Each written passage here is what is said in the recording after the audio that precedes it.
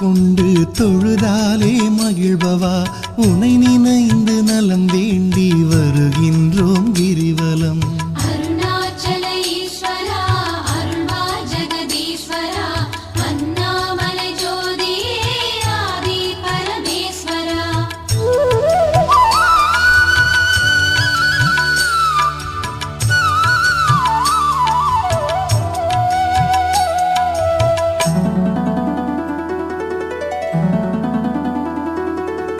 ஆக்கம் தந்து ஊக்கம் தந்து ஆற்றல் தரும் ஆண்டவா உனை நினைந்து நலம் வேண்டி வருகின்றோம் கிரிவலம்.